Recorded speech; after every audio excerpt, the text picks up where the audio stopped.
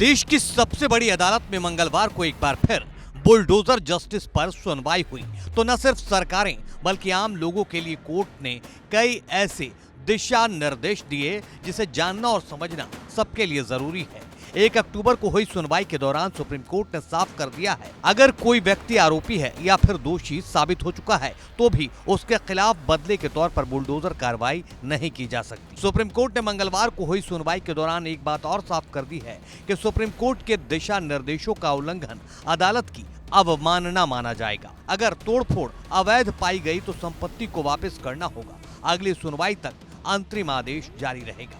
सुनवाई के दौरान सुप्रीम कोर्ट ने कहा, देश भर में तोड़फोड़ पर गाइडलाइन बनाएंगे। कोर्ट ने यह भी कहा कि अगर सार्वजनिक जगहों पर अतिक्रमण किया गया है तो सार्वजनिक सुरक्षा के मद्देनजर इन अवैध निर्माणों पर कार्रवाई नहीं रोकी जा सकती, फिर भले ही ये अवैध निर्माण कोई मंदिर हो या मजार।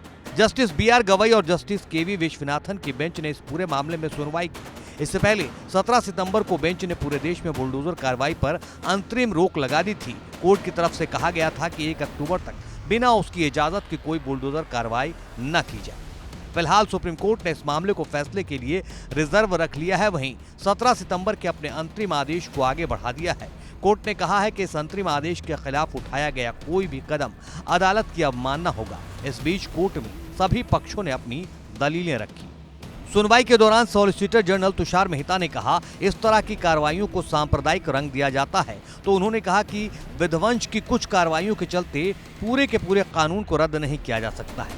तब जस्टिस विश्वनाथन ने कहा कि पिछले कुछ सालों में करीब 4,45,000 संरचनाएं गिराई गई हैं। ये सिर्फ कुछ मामले नहीं हैं। याचिकाकर्ताओं की तरफ से पेश हुए वरिष्ठ अधिवक्ता CU सिंह ने कहा कि इस तरह के किसी भी एक्शन से पहले निष्पक्ष सुनवाई होनी चाहिए। उन्होंने कहा कि किसी भी कार्रवाई के पहले नोटिस दिया जाना चाहिए। वरिष्ठ अधिवक्ता ने बताया कि एक मामले में एक आरोपी पर गणेश पंडाल पर पत्थरबाजी का आरोप लगा और उसका घर उसी दिन गिरा दिया गया। इस बीच जस्टिस विश्वनाथन ने कहा कि अगर निर्माण अवैध है तो भी उसमें रहने वाले लोगों को 10 से 15 दिन का समय दिया जाना चाहिए ताकि वो अपने लिए वैकल्पिक घर की व्यवस्था कर सके। उन्होंने कहा कि महिलाओं, बच्चों और उम्रदराज लोगों को सड़कों पर देखकर दुख होता है।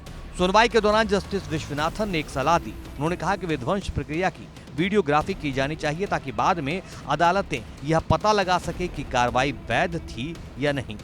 इस बीच सुप्रीम कोर्ट ने इस मामले की सुनवाई के दौरान संयुक्त राष्ट्र के विशेष प्रतिनिधि को हस्तक्षेप करने से मना कर दिया।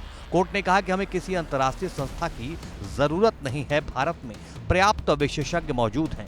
कोर्ट ने यह भी कहा कि बुलडोजर एक्शन के मामलों की सुनवाई के लिए विशेष अदालत के गठन की जरूरत नहीं है।